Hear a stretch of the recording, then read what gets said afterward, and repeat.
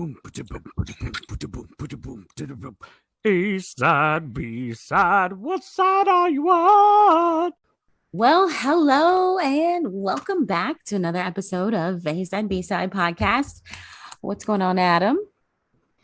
Not too much. It's a rainy September evening here in Minnesota, and I absolutely love this. Is my favorite time of year. It's like 60 degrees. It's not super hot. The leaves are starting to change. Soccer is being played on the field across the way. I can walk and wear jeans and a hoodie and not melt. Very much like this time of year. Fall's my favorite part, so I'm very excited. So it's not Christmas that's the most wonderful time of year for you. It's this would it be it's like not quite summer but not quite autumn yet. Yeah, I think September is my favorite month. Okay. Your birthday is not even in September. No. My birthday is in January. I don't even like my birthday. No, September is all. It's I don't know. Maybe it was tied to new beginnings every school year, and both of my parents were teachers before they retired. So September was always this big start of new stuff for us, and our kind of whole year, our life kind of revolved around the school year. So maybe that's where it came from. But I've always really liked September. So don't you go knocking? It feels full of possibilities. January. I live in Minnesota, so January's rough. It's like everything is gray. We have 3 feet of snow. It never goes above freezing. Sometimes doesn't go above zero. So it's a little different. So this week, things are a little bit back to normal. Last week, I was at my mom's traveling. I hadn't seen mom for a couple of years since the pandemic. So if it sounded a little wonky last week, I apologize. I left my actual microphone at home, and so I think I sounded a little far away. So I am sorry about that. But it was thematic because you were literally further away than normal. So. We were just trying to let people feel that. So anything new, any new shows? Oh, you know what? I have not been keeping up with What If. I really need to catch up on that. Oh man, the newest episode is rough. Is it? I think there's always that assumption when it's cartoons that maybe it's going to be, a little bit more kid friendly but the last 2 What If episodes, This is they're not messing around. This is some hard stuff. Like the 3rd episode with the Avengers, that was some uncomfortable moments, and this one is, it's heartbreaking, and it is rough. So I needed to go for a walk and have a cigar afterwards to just decompress, because it's not joking around. Okay, so last week, it was what the theme was, because it's not a spoiler because it's the whole theme of the show. So it was like, what if the Avengers didn't win or something, right? Yeah. So it was an alternate universe where instead of the Avengers, something happens to all the Avengers before they become, they kind of become the team. So it kind of takes place when, the Avengers are all starting out. So you don't get to have Iron Man, Thor, and Black Widow, and Captain America, and the Hulk, Hawkeye and Hulk. They don't really deal with Captain America, but it's kind of saying what if that didn't work, and something stopped them from all getting together, and what would happen? And it's rough because it takes these characters that we've all loved, and they don't have good endings. And then this week, what was the theme? So this week it was all about Doctor Strange, but instead it focused on an alternate reality where instead of him losing his ability, in the car crash, he loses his ability to be a surgeon because his hands get so destroyed, and that leads him to try to explore the occult and the mystic arts. In this reality, it's not anything that happens to him, but in the car crash, the love of his life, whose name I am blanking on right now, who's played by Rachel McAdams, she dies in the car accident. And so that is the Oh. thing that spurs his, delve into the occult, and how that loss changes him. And it's really, it's it deals with the multiverse, and like, what happens when you mess with time, and introduces the idea of an event that cannot be changed no matter what you do, because we they talked about like Nexus events in the Scarlet Witch series WandaVision, and they talked about them in the Loki series. This is another. They mention another event that is. Oh, I'm trying to think of the name of it. It's not a Nexus event, but it's an event that no matter what you do, you can't change it. It's going to happen, Mm-hmm. and that is really, really heartbreaking the way they do it. And it's interesting because I think it's going to set up the new Spider-Man movie that's coming. It's going to set up the new Doctor Strange movie, and I think like this Phase 4, it's going to be dark, and it's Mm-hmm. going to be like it's not going to be as happy ending as often. Like, I mean, WandaVision was not really a happy ending. It was, they got out of there, but like she lost the kids, and then she's got the Darkhold, and Vision isn't Vision, and then Loki, you've got, oh, spoiler alerts for anybody who hasn't seen the series, my bad. Loki, it doesn't have a clean, happy ending either. So I think a lot of Phase 4 is going to be that gray area and more of a bummer. So it's an interesting tone they're taking. I have to catch up on them, so I will probably do that this weekend. It was Yeah, just and hard when I was traveling last week and stuff. So, well, and when you're on vacation, you kind of like, part of the goal of vacation is to unplug and get out of your routine and do something different. And like you said, you hadn't been back to Buffalo in like at least 2 years, right? right. I mean, there had to be like a itinerary, a ton of people that wanted to see you, or things you wanted to experience. So it's understandable that you would step away from the screen for a little bit. Yeah. I did start this week on HBO. Actually, I started two shows, not HBO, on Netflix, one on Hulu. I Okay. started Clickbait on Netflix, and I really don't even know how to describe it without giving anything away. It is very interesting. Of course, it's a true crime drama series. It's so far like every episode leaves you like, whoa, what is going on? And it's got Adrian, what's his name from the Entourage. It's Oh yeah, Adrian. I always say his name incorrectly because that's what I do. I say Grenier. things incorrectly. Grenier. I was going to say Grenier, but I'm now just adding syllables. Yeah, Adrian Grenier. And also Betty Grable, which I really like her. So it's really Betty interesting. Betty Betty Gabriel. Did I? Yeah, Gabriel. Said, Sorry. but yeah, Betty Grable, I think, is an old like silver era actress. Yeah. So it's really interesting. So basically, on IMDb, it says a family man is abducted in a crime with a sinister online twist, and they're trying to figure out who's behind it and why.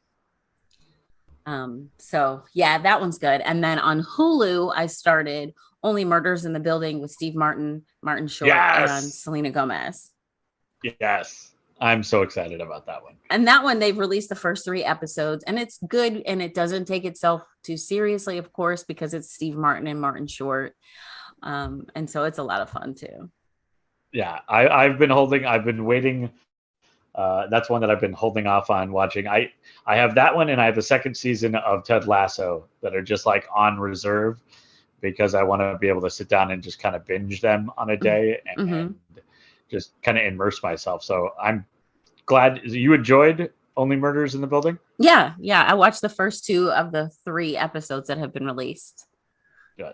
Yeah, I liked it. It's cute. Like I said, it's Steve Martin and Martin Short, so it's not going to be drama or serious. Yeah, it's gonna be fun. It's gonna be quirky. It's gonna be silly. Yeah.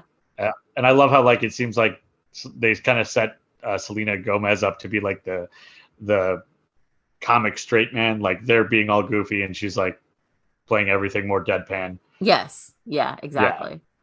which So is cool. yeah, that's good. I've got a couple shows, like What If I want to catch up on, and then there's another show on Netflix I want to watch. It's called Hit and Run, and then of course got to catch up on Grace and Frankie new season. Yeah, there's so much stuff out right now. I Another on my list is on Amazon Prime. Heels, the um, wrestling drama with Stephen Amell from the Green Arrow on CW, and it's on Stars. Sorry, it's on Stars, but it's all about like small town professional wrestling, and I don't know. It seems interesting that there's always more to the story. One of my good friends tells a story about how his dad was super into wrestling, and Minnesota has a long history of like professional wrestling. And his dad, when he was in high school, was super into wrestling, and wrestling came into town to his high school, and he got to set up chairs for a ring and everything. And he's like, "This is going to be great." And they watched the whole show, and then at the end, they're cleaning up everything. And he looks over, and the two big characters, the hero, the face, and the heel, are walking to the same car together because they carpooled, and they've just spent the last 2 hours talking about how much they hate each other and like fighting. And it was like that moment when he realized that it wasn't as real as he thought it was, and it sort of broke his heart. So yeah, it seems like there's always more behind the story. Behind the story is more interesting than some of the stuff you see on air. I've been to one house show. I went to one show, and I was in college. I had to see it's like a non-TV show where it was at Target Center, and it was the heyday of The Rock being The Rock when he was on wrestling. And we were like 3 rows from the ceiling with me and a couple of buddies of mine, and it was just electric and crazy and over the top. And I was like, being in person made me appreciate it in a completely different way. But yeah, 3 rows from the ceiling, I could almost touch the roof of the arena, and somehow The Rock still felt like he was talking to every single person in there. It was amazing. Stephen Amell also came out and apologized for his misbehavior on a recent flight that he was kicked off of. Oh, I hadn't even heard about that. Ooh, uh-oh. A little intoxicated and was arguing with his wife and ended up getting kicked off a flight. So celebrities can get kicked off flights too. Dang. I mean, airlines are not messing around right now. I feel like the threshold for accepting bad behavior is very, very low. They will, you break the rules, they'll kick you right off or call the cops on you, as they should. Yeah. So, not going to go into details this week, but will tell you there's some changes coming, not to the podcast, just personal changes. But I will get into those next week. So I'm going to leave you hanging. They're exciting. It's a very juicy like tease right there. It's all good, exciting. But just I'm excited, and it doesn't really even impact me, and I'm kidding. So it's a cliffhanger for you. So just something to bring you back for next week, episode 60. Yeah. Big share on episode 60. The big 6-0. Yeah. Wow. All right. So, Adam, are you ready for this week? I am ready. All right. So, of course, it's episode 59, which means I get to go first.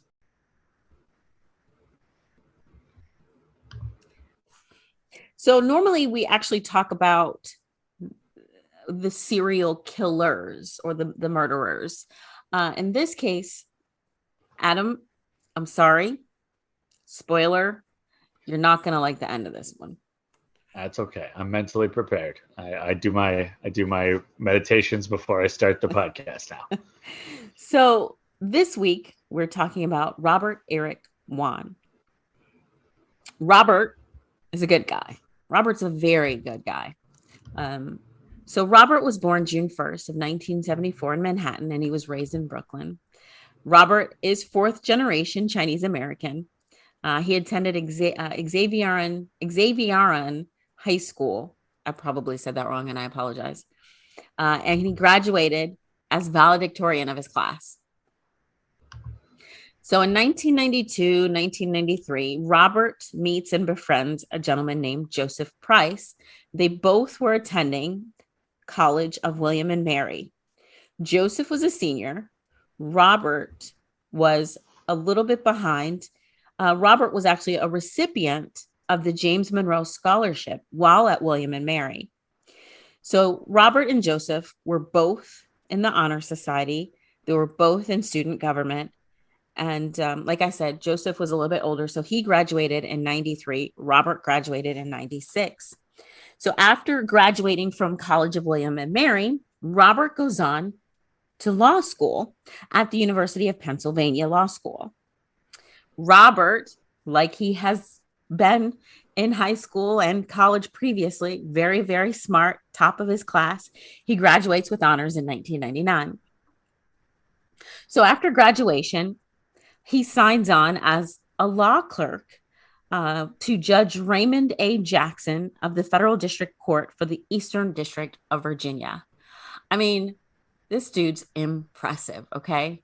Just all around impressive. That's a good paper resume right there. Right. So then Robert works as in commercial real estate for a law firm for 6 years. He works with Covington and Burling. As part of his public service with said law firm, Robert worked as general counsel for the Organization of Chinese Americans, the OCA. So in 2001, Joseph, Robert's friend from college, was an attorney at Arndt Fox, and he was also general counsel at Equity, Virginia.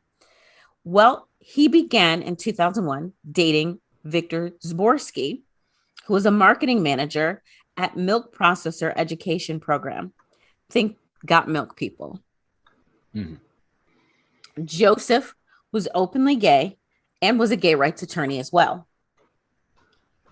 So in 2003, Joseph and Victor, still together, begin a relationship with Dylan Ward, who was a children's author and a bit of a nomad. Dylan was also a certified chef and a massage specialist. So well-rounded, I guess you could say. Yeah, a bit of a Renaissance man. Mm-hmm. In June of 2003, June 7th to be exact, Robert marries Catherine Ellen Yu. Joseph and Victor attend the wedding.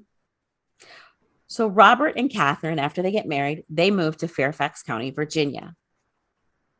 So we've got Victor, Joseph, and Dylan together. We've got Robert and Catherine, who are now married. All of this in 2003. In 2004, the throuple, which is the appropriate name. I'm not being derogatory or anything, because I said throuple one time to I think it was my mom, and she's like, oh, what? So 3-person couple is a throuple. Yeah. So the throuple has Robert and Catherine over for a birthday party at their home for Robert's 30th birthday. That was in 2004. In 2005, Joseph, Victor, and Dylan move into a brand new $1.2 million 3-story home in Washington, D.C. Merely $1.2 million. The building has a basement that has a tenant in the basement. Her name's Sarah Morgan. The first floor has a living room. There's a 16-stair staircase, a dining area, and a deadbolt door to an outdoor patio that's enclosed by an 8-foot fence and a locked gate. I know it seems like I'm giving you a lot of extraneous details, but this will all come into play. Mm-hmm. So the second floor is where Dylan's bedroom was located. It had Dylan's bedroom, a bathroom, a guest room /study. Just outside that room were the stairs that led to the third floor, which was the master bedroom where Joseph and Victor slept. So yes, they're in a throuple, but Joseph and Victor are the main couple, and then Dylan has his own room, but they're all together. Yeah, everybody needs your own space. And right. Plus, I don't know, that'd be a huge bed for 3 people. Right. So the stairs leading up were not carpeted, and all the doors had an alarm that would chime when opened. Okay. So on June 30th of 2006, 32-year-old Robert leaves Covington in Burling and begins work as general counsel at Radio Free Asia. So he's in Fairfax County, Virginia, and he commutes to DC. His wife also commutes with him. They commute together. So between July 29th and the 31st of 2006, Robert decided that in the upcoming days, he was going to stay late at work and meet an evening shift employee. And he was also attending a course. It was called a CLE course. And that was going to be on August 2nd.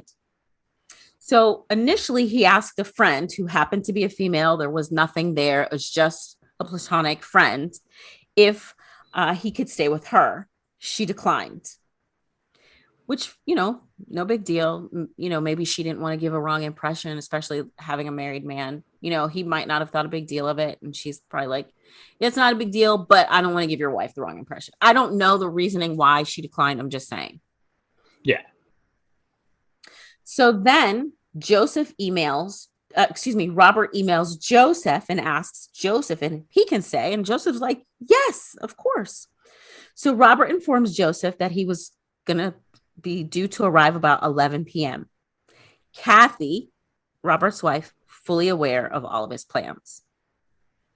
So on August 2nd at 8:45 a.m., Robert and Kathy commute like they usually do, 45 minutes from Oakton, which is in Fairfax County, Virginia, to DC.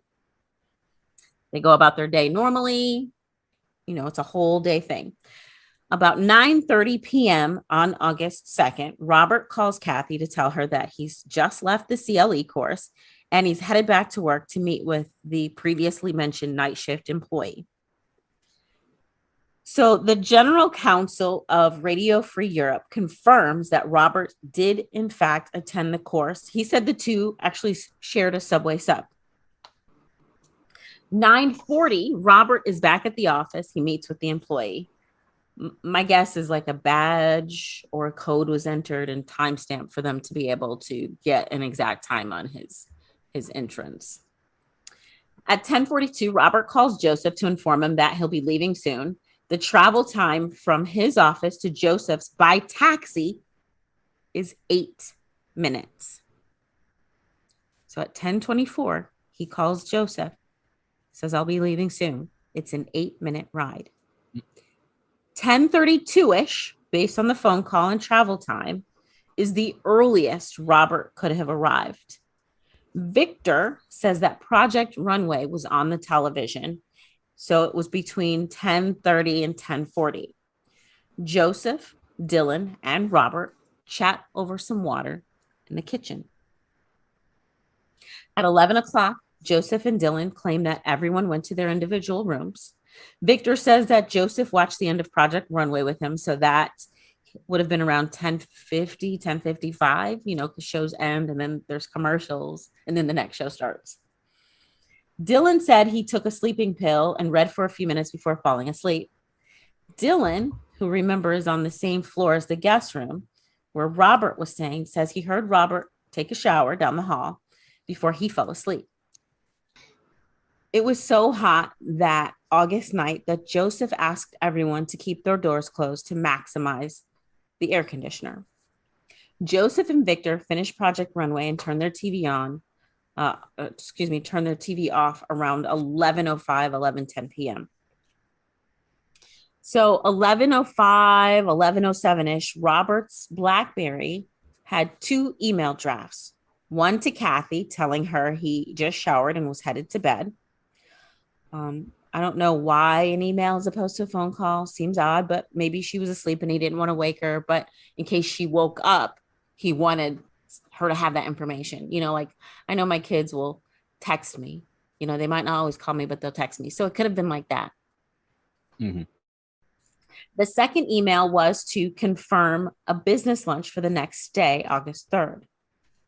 The police did not fingerprint. I'm just giving you a little advance notice here.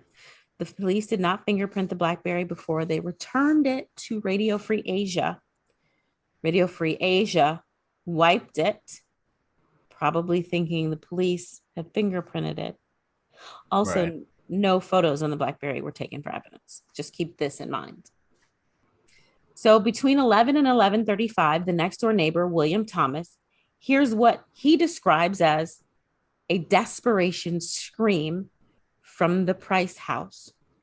William also says his wife was watching the news with Maureen Bryan as the anchor that night. Defense later clarifies, stating that William mistook Bryant for ABC News Nightline reporter Vicky Mabry. Her segment ran 11:45 to 11:52. Joseph and Victor say the door alarm chimes and wakes them, but they aren't sure of the time. But they assume it's their basement tenant, even though she had previously informed them that she wouldn't be home that evening. I mean, plans do change, 11:49 to 11:56, Victor calls 911, sounding very distraught. "We think there was an intruder," he says. He also told the 911 dispatcher that a house guest had been stabbed and there was blood everywhere, and requested an ambulance. Dispatch, who mistook Victor for a female, stays on the phone for 7 minutes, advising Victor to use a towel or rag to apply pressure to the stab wounds. At 11:54, Victor remembers it as 11:43 mistakenly. Victor tells the dispatcher that he's afraid to go downstairs, but does when he sees the ambulance lights. 11:54, paramedics Baker and Weaver arrive on scene. This is 5 minutes and 40 seconds after the 911 call was placed. Victor, who remember was afraid to go downstairs, is on the porch in a white robe, still on the phone with 911. Paramedic Baker asks about the victim, and Victor leads them upstairs. He goes about 3/4 of the way up and comes across Dylan, also in a white robe. Paramedic Baker again asks about the victim. Dylan wordlessly leads them to the guest room, then heads back to his room without saying a word. Paramedic Baker finds Robert in the guest room on his back on the room's fold-out bed with his head on a pillow that looked fluffed except for the indentation from Robert's head. His body was at a slight angle. Also, Robert was on top of the sheets. The top sheet and the comforter are slightly folded down. There's no signs of a struggle, an attack. Everything appears orderly. Robert has on a t-shirt and shorts. Kathy said that's what he typically wore to sleep. He also had in his mouth guard that prevented his teeth from grinding. Joseph is sitting on the bed in only his underwear with his back to the door. Paramedic Baker asks what's going on. Joseph says he heard a scream and allows Paramedic Baker access to Robert. Paramedic Baker sees 3 slit-like stab wounds in Robert's abdomen and no visible signs of life. There's no blood around the wounds. So that means that Robert had either been wiped off or something had been held over the wounds. Robert is put on a stretcher and taken to the ambulance. Paramedic Baker recalls that all three men looked freshly showered and were calm, especially considering the situation and compared to others in similar circumstances. Joseph tells a first officer on the scene that they found Robert on the patio and took him upstairs to the guest room. The officer requests that Joseph put on some clothing. Paramedic Weaver, remember the other paramedic on scene, remarked that Robert's body looked showered, redressed, and placed on the bed. Robert's personal effects were unbothered on a table at the foot of the bed. There were 2 wallets filled with cash. Apparently, Roberts kept a dummy wallet in case of mugging, which is smart. Which is smart. Very smart. BC has a very high crime rate. And that, I mean, I've heard of that. To have it anywhere. It's true, but I have heard of that in like bigger cities. People will have like dummy wallets that's just cash. His BlackBerry, a cell phone, a watch, and the night guard case were also on this table. There were some folded towels on the back of a chair. Kathy said Robert was meticulous about folding his towels. Also on the nightstand next to the bed, a knife with a black handle that came from the kitchen with Robert's blood on the blade. It appeared to have been wiped on. Next to Robert's overnight bag, there was a white towel with blood on it in 3 spots, all very small amounts considering. So at 12:25 a.m. on August 3rd, Robert is pronounced dead on arrival at George Washington University Hospital. The autopsy concluded that the 3 stab wounds penetrated his right lung, heart, and abdomen. Each wound was 4 to 5 inches deep. It also determined that these were most likely made while he was incapacitated. There were no defensive wounds on Robert, even though the autopsy said he lived for at least 60 seconds after the first stab wound.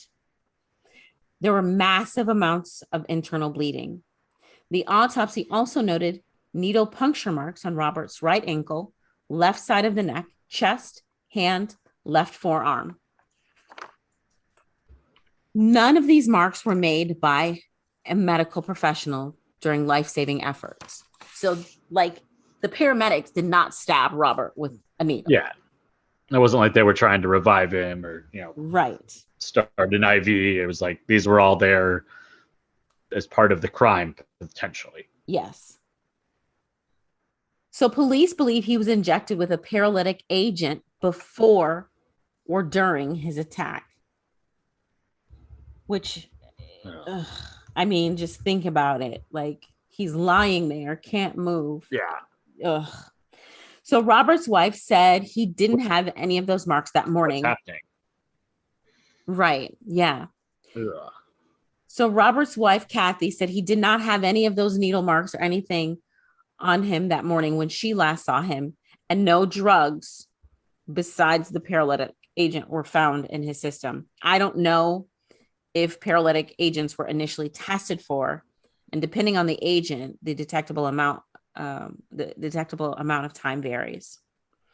Robert's own semen was found in, we get a little graphic here, but Robert's own semen was found inside of his anus and around his genitals. DNA tests confirm it was his alone. The autopsy also revealed a degree of suffocation, possibly by a pillow. Robert's funeral is held August 8th in Falls Church, Virginia. Joseph, at the request of Kathy, is one of the pallbearers. Let me go back just a little bit. So just after midnight, when police arrive, they note that on the first floor, there's expensive electronics, including TVs and computers. They're all undisturbed. There's no sign of forced injury. Cadaver dogs hid on blood in a rear stairwell drain and the lint filter in the dryer. The hose in the backyard was uncoiled and the drain itself was slightly open. Prosecutors later conclude Robert was not murdered in the bedroom. It was more likely that he was killed on the patio and his body was moved. Now, remember, they said they found him on the patio. Prosecutors also conclude the bloody clothing was washed outside and then placed in the dryer.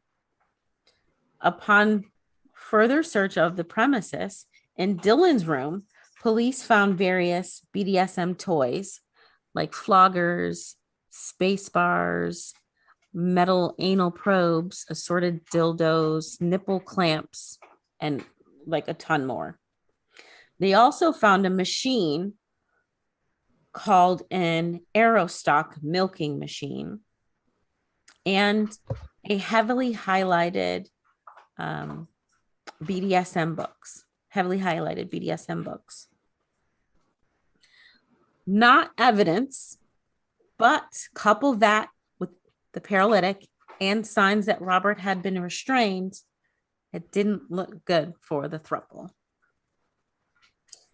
They also found. Okay, not at all. This looks real sketchy. Yeah. They also found a 3-knife cutlery set missing a knife. This knife would be found to be more consistent with the wounds on Robert's body as opposed to the one that was found on the nightstand.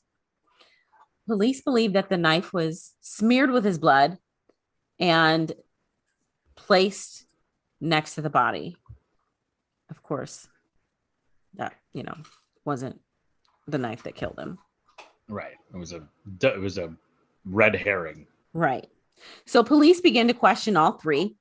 All three present themselves relatively calm, contrasting with the 911 call earlier. Joseph says he and Victor were awakened by the alarm and that they thought that they left the back door unlocked. It was open when police arrived. They then said that they heard a gurgling, grunting, low scream sound, and they went to the guest room around 11:35, where they found Robert with a knife in his chest. Victor screamed, and that attracted Dylan's attention from his room. Joseph told Victor to call 911, which is not what they said initially. They said they found him in the back patio and moved him.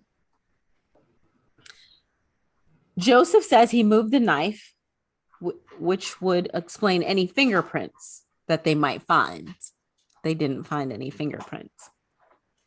And then they applied the towel to the wounds after being instructed to do so by 911. Dylan starts to say something, but is cut off by a glaring look from Joseph. The three are then separated and taken to the police station, where all three are initially speak to police voluntarily. The detectives ask the three. Joseph is flippant and arrogant. Victor is now passive and unmotivated. And Dylan is detached and calm. They ask all three sexually charged questions. All three state they had no physical relationship with the, quote, very straight Roberts, and claim it was an intruder.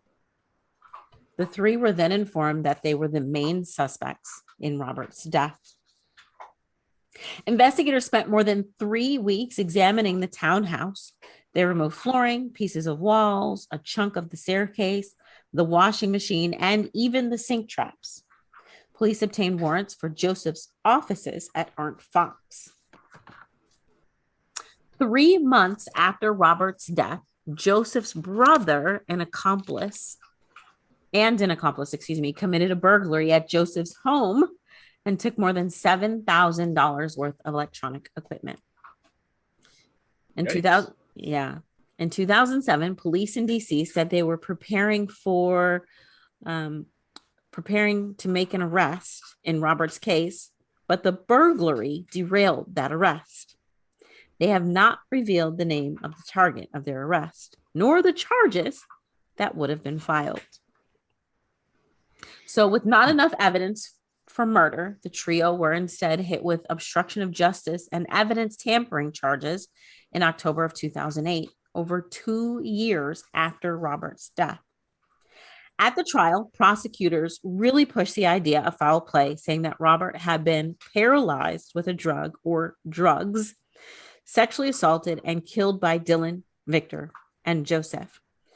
The prosecutors say they lured him there for their own sadistic sex play.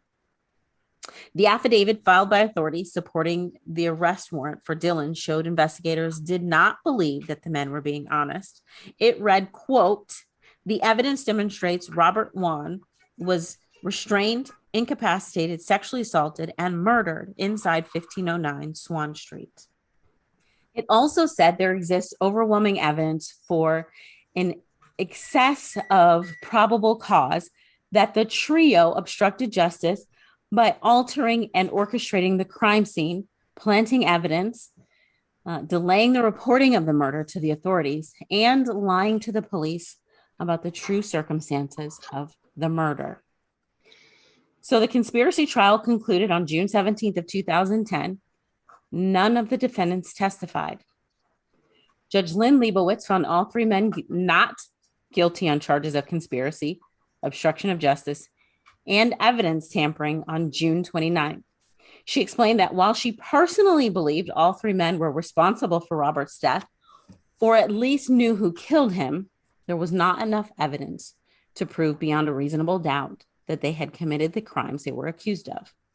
She said, quote, "It is very probable that the government's theory is correct, that even if the defendants did not participate in the murder, some or all of them know enough about the circumstances of it to provide helpful information to law enforcement and have chosen to withhold that information for reasons of their own. Nevertheless, after lengthy analysis of the evidence, I conclude that the government has failed to prove beyond a reasonable doubt the essential elements of obstruction of justice or evidence tampering." See, if this was a movie, they'd find one way to like turn, or an episode of Law and Order or any show, they'd have to figure out a way to get one of them to turn on the others. And it doesn't sound like they ever could. No, they couldn't. So in June of 2008, but obviously something happened because in June of 2008, Joseph sold the Swan Street townhouse for $1.47 million. Joseph and Victor moved to an apartment, and then Dylan leaves the area completely and moves to Florida in a house owned by Joseph. So even if it doesn't sound like they officially broke up as the throuple, but even if they did, you've got Dylan, who's the most suspected of the three, still living in a house owned by one of them. So has he got something over them that he's using, Or are they paying him off? I mean, there's, like I said, the sketchiness level is real high. It goes to 11 at least. Yeah. In 2013, Americans for Immigrants in Miami hired Joseph Price, who now goes by Joseph Anderson.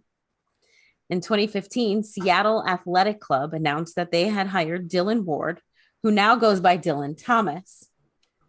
He then later works for a company called Miami Pilates.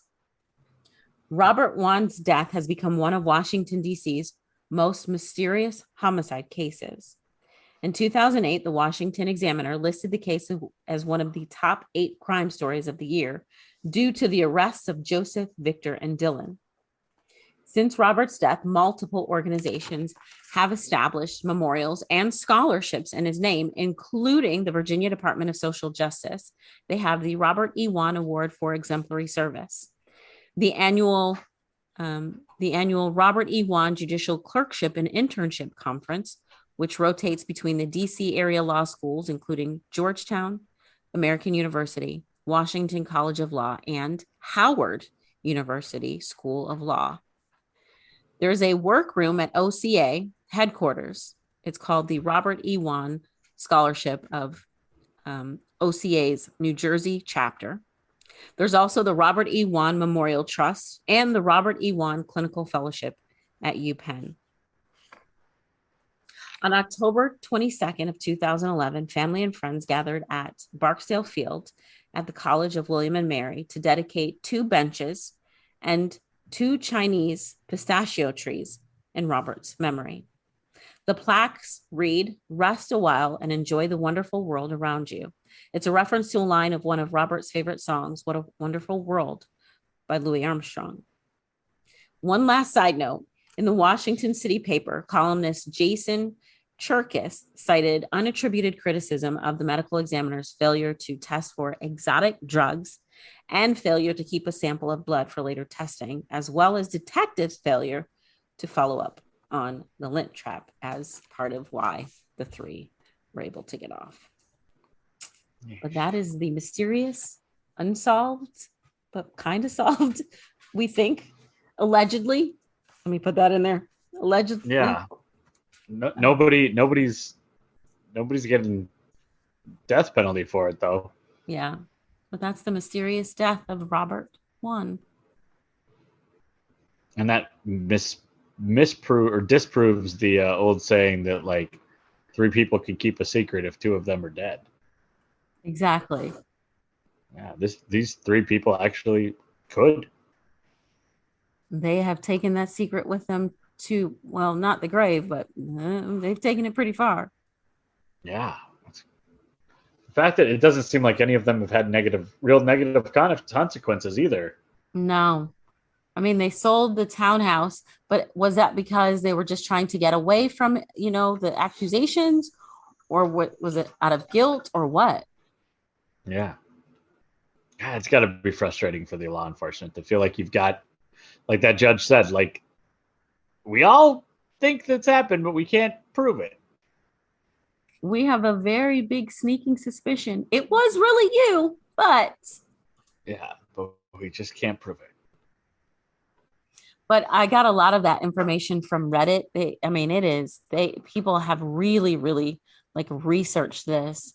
There's also a website, Who Killed Robert Wone. Of course, we'll link all of that on our website.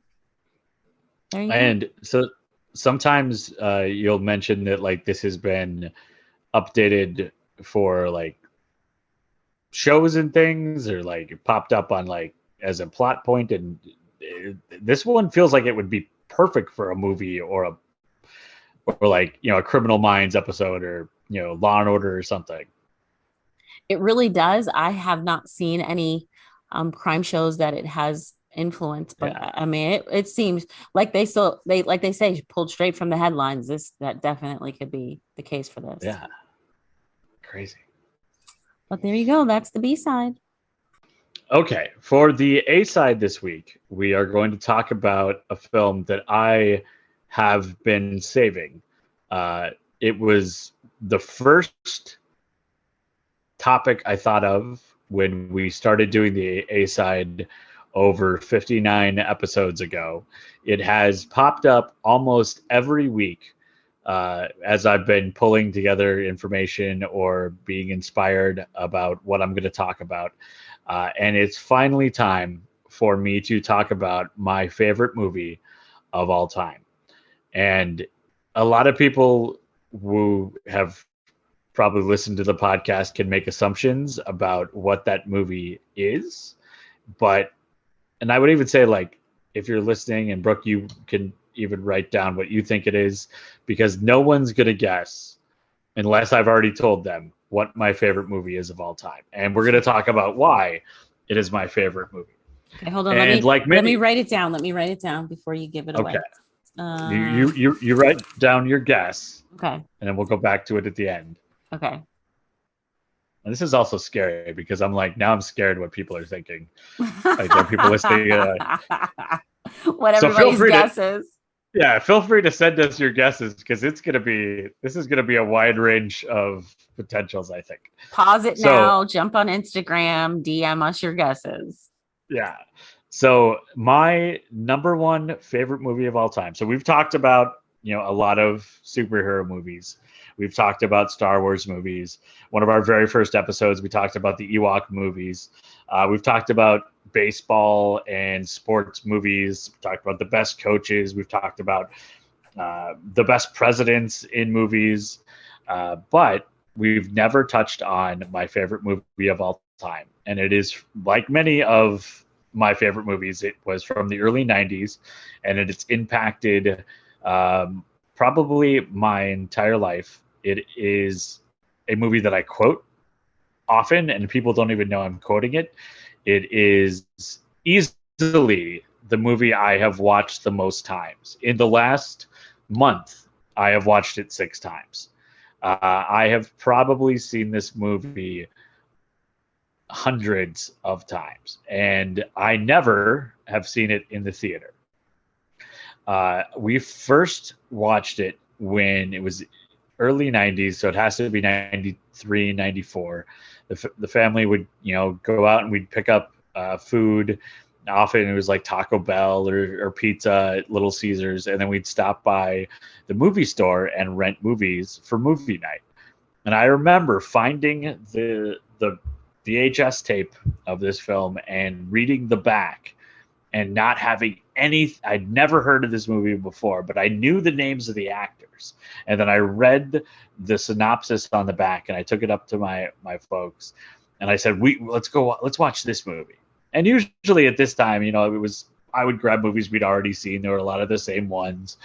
We had our, movies that we would always rent. And this was a brand new movie. And I remember my father being like, looking at it and being kind of surprised and being like, you sure? Like, do you know anything about this movie? I'm like, yeah, just read the back. It sounds like it's going to be awesome. And they agreed, and we went home and we watched it. And I know it couldn't have been more than a month before I convinced my dad that we had to have it on VHS. And I still have the original VHS of this movie that we purchased that I keep separate from all of my other VHS. I have 5 copies of it on VHS. I have 2 DVD copies. And most recently, I've been watching it on the new IMDb TV streaming service. You have, like I said, 6 times 7 copies of this plus and watching this on IMDb. Yeah. So it is a 1992 film directed by Phil Alden Robinson, who is more famous for directing Field of Dreams, but I feel like this is easily his best movie. And the cast of this movie is one of the 5 reasons that I find it to be my favorite movie of all time. The cast is absolutely outstanding. Of the 7 main characters in the movie, every single one of those actors or actresses has been nominated or won an Academy Award. So the star of the film, probably the lead actor, you may know him from things like The Natural and Flight of the Condor. And it even has the villain Alexander Pierce in, I believe it was the Captain America Civil War movie and then Winter Soldier. He even pops up in the Loki series, I think, at one point. It was Robert Redford. And Robert Redford is the reason the film got made. The script had been bouncing around since 1981 for almost 10 years when the script writers were first putting together another movie called War Games. Lawrence Lasker and Walter F. Parks came up with the concept for this movie while they were writing War Games, and took them 10 years before they could get anybody to be interested in it. But once Redford was interested in it, then Phil Alden Robinson decided just to do the movie because he just wanted to work with Robert Redford, even though he wasn't convinced the movie would be a hit. Redford then got even more people to sign on. Ben Kingsley plays one of the main villains in the movie. Sidney Poitier is in the movie. David Strahan, Dan Aykroyd. It is one of River Phoenix's last performances. And then you have amazing supporting roles of Mary Mcdonald, who would go on to be, in 1992, she is in this movie. In 1993, she's in Independence Day as the president's wife. And then the role of Laura Rosalind, the president in Battlestar Galactica, was created just for her. That is probably one of her more famous roles after the late 90s. She was also in Dances with Wolves. You've got Timothy Busfield, Eddie Jones, who I knew as the dad, Jonathan Kent, on Lois and Clark: Adventures of Superman. Donald Logue, who is an amazing character actor who pops up all over the place. He was in Vikings. He had a short-lived series on TNT called Terriers. He was also in Sons of Anarchy, the motorcycle one. He had a series of commercials on ESPN where he played this crazed fan. James Earl Jones has a small role in the film. And then there's the great Stephen Tobolowsky, who plays Werner Brandis. He was probably more well-known. He was in Groundhog Day. He was also in Memento. He's one of those guys, he's classic, that guy from that show, where you see him, you're like, oh yeah, that guy, tall, balding, always wears glasses, often plays nerds or scientists. And that cast from the front of the VHS, instead of like giving you a big, picture of, what's happening in the movie, it simply lists all of their names and the title of the movie, Sneakers. And then at the bottom, you kind of see the faces of 6 of the main characters peeking out from behind the corner of the script of the case. And the poster gives you no idea what the movie is about. It's just like, all these people are in it. It's called Sneakers. What's it going to be? In fact, Stephen Tobolowsky, when he was sent the script, said he thought when he read the title that it was going to be about a high school basketball team where they win the state championship because they find the nerdy kid joins the team, and then they become the state champion. He was like, there's no way this movie's going to be any good. But it is a crime comedy, and it deals with this group of motley characters who all come from various backgrounds, who run a agency which will test your security. And the movie starts out with one heist, and then it evolves into a second heist, and then there is a third heist. So in one heist movie, there are 3 different heists, 3 different break-ins, 3 different capers that they put together. Redford stars as Martin Bishop, the leader of the group, who was a computer hacker in college with his friend Cosmo. And Cosmo, played by Ben Kingsley later in the movie, but played in the young version by an actor named Joe Marr, who didn't really do much after this that I could find. They are in college, and they're hacking into various things and get caught while Martin is out for getting pizza. And then Cosmo goes to jail and ends up dying in jail. Martin goes on the run. Like any great 80s or 70s character, he goes on the run, goes to Canada and escapes for a while and comes back to the U.S. Puts together this crew of security specialists that has Donald Creese, played by Sidney Poitier, who's a former CIA officer.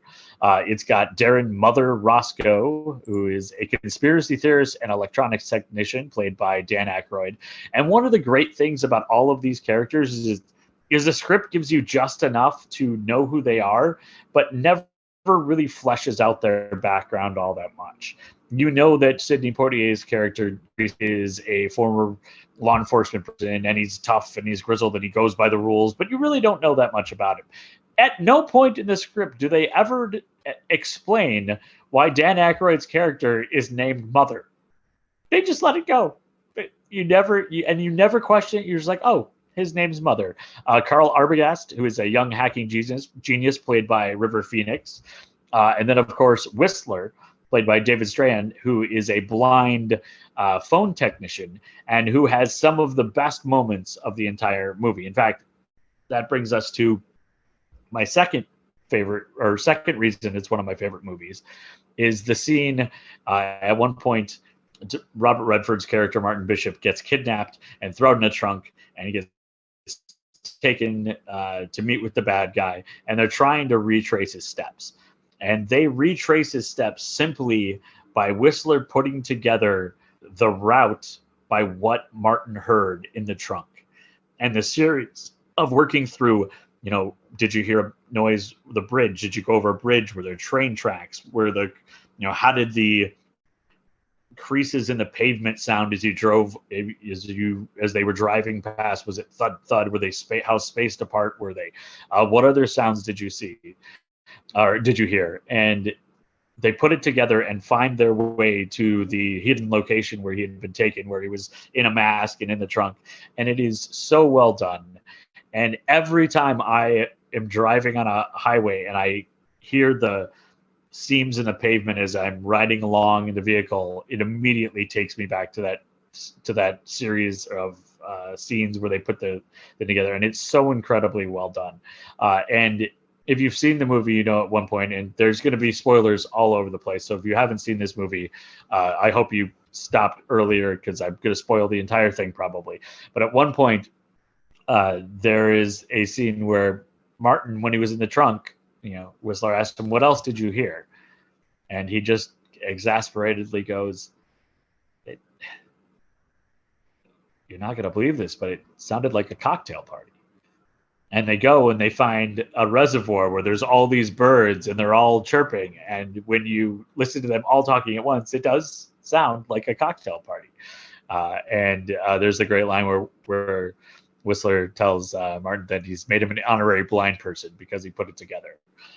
This next scene, which is the third part of why I love it. So you've got the cast, you've got the scene where they use sound to put together the route of his kidnapping, and then the Scrabble scene. So in the middle of the movie, after the second heist, they feel like they've, have this huge victory and they have a party at their office and everybody's dancing and they're talking about what they're going to do with the money that they got for this job and everyone's happy.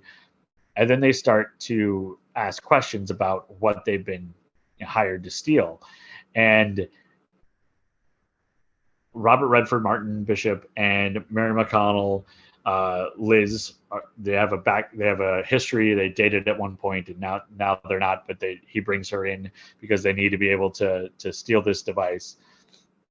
He needs her up with it, and they're playing Scrabble with Sidney Poitier's character and his wife. And at one point, they realize that they've been hired to steal this box from something called C-Tech Astronomy. But as they're playing Scrabble, Bishop Robert Redford goes, C-Tech Astronomy doesn't mean anything. And they spell out the Scrabble boards and they start, they spell C-Tech Astronomy and start to go through and try to figure out what else could this mean. And at the same time, the way it is filmed is so brilliant because you've got Redford and McDonald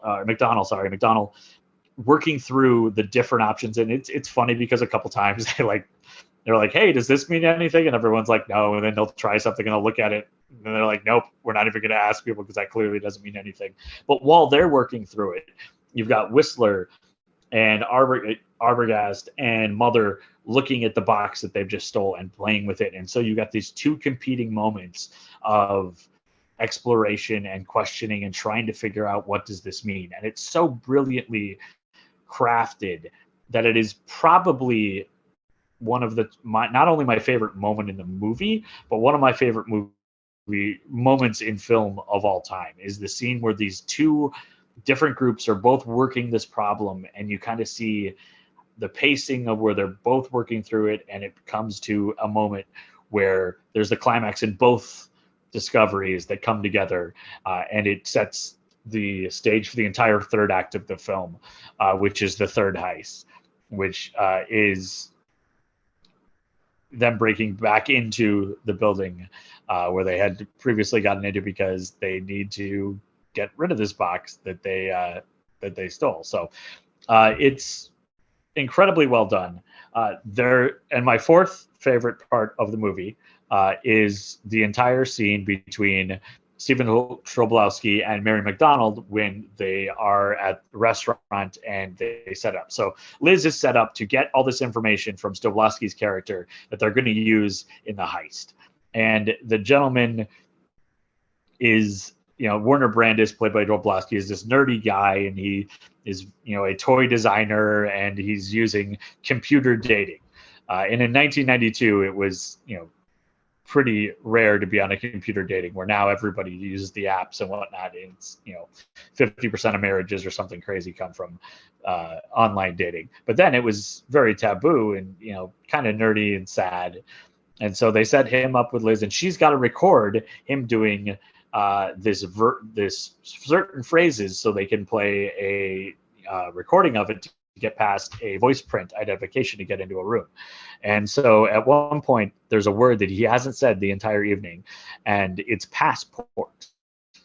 And so passport is definitely, anytime that word happens, I'm immediately taken back to that scene in the movie and my love for just how perfectly awkward and well done it is for this date where it's just going really horribly and it's not good, but they finally get all the information they need, and that's when Werner Brandis also, his character starts to think the date is going really well, and it becomes even more awkward, and eventually leads to him figuring out that maybe this wasn't a real date. But the whole idea of passport is a word. Anytime I hear that word, I'm magically transported back into Sneakers and to the restaurant they're at. And then probably the overall number 5 on the list is just how the script stands up. This is a script that was written, first conceived in 1981, so it's over 40 years old, the concept. It didn't get made into a movie until 1992, so we're almost 30 years past, and it deals with technology. So there's a really good chance that this could feel super outdated. I mean, another movie that I have loved, in the past and still love today, but doesn't hold up from a technology standpoint, is the Sandra Bullock movie The Net. I mean, that one just feels so dated with the the floppy disk and everything. But the way that this one is done, with things being a little bit more higher level of hacking, they're talking about codes and cryptography. It's done in a way that makes it seem very real, but it's not something that I can say, oh, well, that's obviously out of date, because it's high level math that I'm never going to deal with. And it holds up in a way that is more about the mystery and the caper and the characters working together and getting through all of the heist and finally getting away with it at the end, that I think somehow holds up, even though you're dealing with a movie that is ostensibly about technology that is super out of date. So my favorite movie of all time is Sneakers. And it's because of the incredibly talented and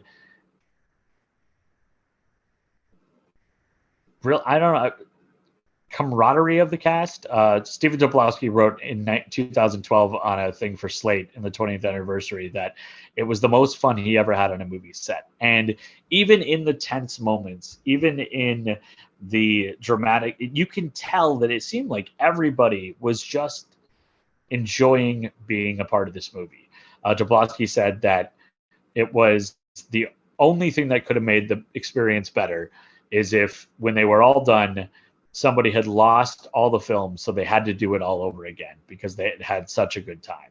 Mm-hmm. And I firmly believe that comes off when you watch the movie. There's a vibe, there is an energy that everyone in this movie seems to be having a good time, even if they're playing a bad guy. Ben Kingsley is clearly just loving his life as Cosmo and going over the top and just playing it so well. That I can put this movie on and do on any day, and it puts me in a better mood. So if you have never seen Sneakers, the 1992 Phil Alden Robinson helmed ensemble brilliance, go check it out now. Like I said, it is on IMDb TV, which is free to watch. You can also download it on, I'm getting to the right screen here. Sorry, this is where technology fails me. It's on Prime Video. You can rent it on there. It's on the Microsoft Store, Google Play, iTunes. You can get it anywhere for $3.99 on all of those. You can buy it for $14.99 if you're like me and you know you're going to watch it a ton. It's on HBO. You can watch that via Hulu. It's on the HBO Max thing. You can do HBO through Prime Video, and it's on IMDb TV as well. So if you've never seen Sneakers, spend 2 hours, sit down, grab some popcorn, and just enjoy it. Don't think too much about whether or not the technology is up to date, because really, even the technology that they use, at one point there's an answering machine, and that's probably the most outdated thing in the movie, is using an answering machine in an office. But it holds up, and you will thoroughly enjoy it. And it was a big hit. It made over $100 million in 1992. There was talks in 2016 of reviving it as a series. That didn't come to fruition, but it is easily the number one movie that I have watched in my life. and will watch probably every month for the next 30 years as well. So sneakers, that is the A-side this week. All right. All right, so Brooke. Okay, so here's the thing. I wrote down something else, and then as soon as you started talking, I was like, nope, that's not it. And then I wrote sneakers. Oh, really? I did. But Wow. I feel like it might be a cheat because I think somewhere along the way you and I have talked about it, because I know that you watch that movie a lot. Yeah, it is definitely. I mean, when I was in Bowling Green is when I got my first DVD copy, because I had it on VHS, and I hadn't seen it in like 3 years because I didn't have a VHS that was working at the time.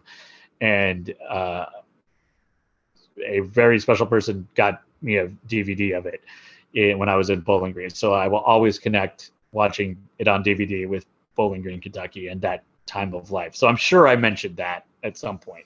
Heck, I might even have told you because it was when we were working together on air when I got the DVD copy, and it blew me away. So, and I believe you haven't mentioned on the podcast as your favorite, but you have mentioned it previously in a podcast. So, yeah, I have. Yeah, because one of the first T-shirts you made for me in relation to the podcast was No Minutia Adam, which is the Scrabble tiles. Which it has been mentioned. But so what was the other one you wrote down? Princess Bride. Oh yeah, that's a really good one. I'll accept that as a guess. I like that. I am curious to see. I have many people that I know that listen to this podcast. I want to hear what people's guesses are. One, because I'm egotistical and I want people to think about me and talk about me. But two, because I'm really curious if how people perceive what my favorite movie might be. Yeah, I'm interested to hear it too. So when people tell you or DM us, of course you can DM us on Instagram, Facebook, Twitter. But if somebody says it to you, I want to know what the guesses are as well. Yeah, I definitely will. I know my parents listen.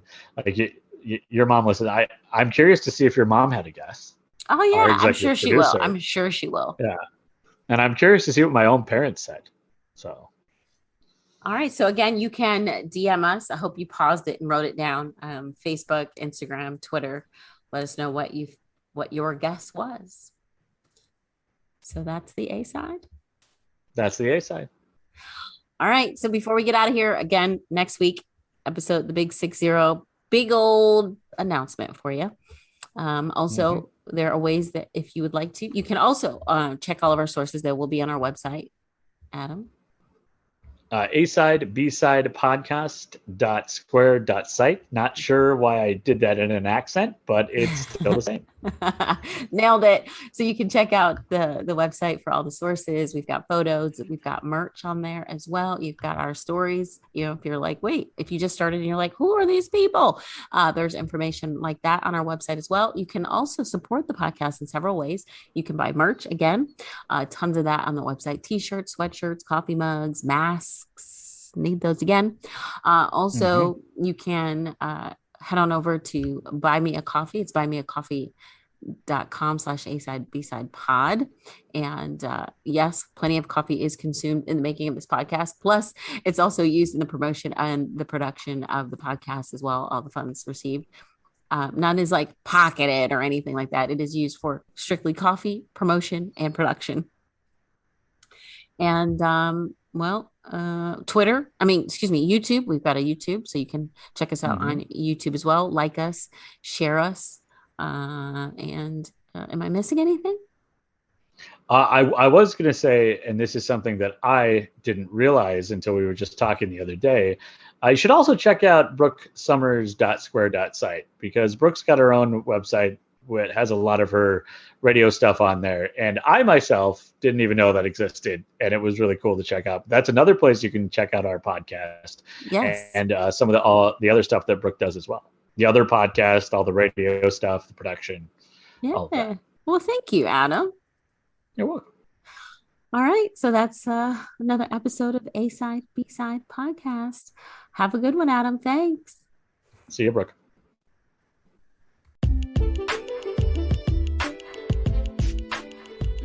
As always, thank you for listening to A-Side, B-Side Podcast. If you enjoy the show, please, if you don't mind, head on over to Apple and leave us a rating or a review. And if you'd like to continue to support the podcast, you can do so by heading on over to Patreon, or you can buy us a coffee, as well as buying merch on our website, asidebsidepodcast.square.site. From Adam and I at A-Side, B-Side Podcast, please remember to wear your mask, social distance if you're around people that don't live in your household, and just be safe and happy. Thanks again from us here at A-Side, B-Side Podcast.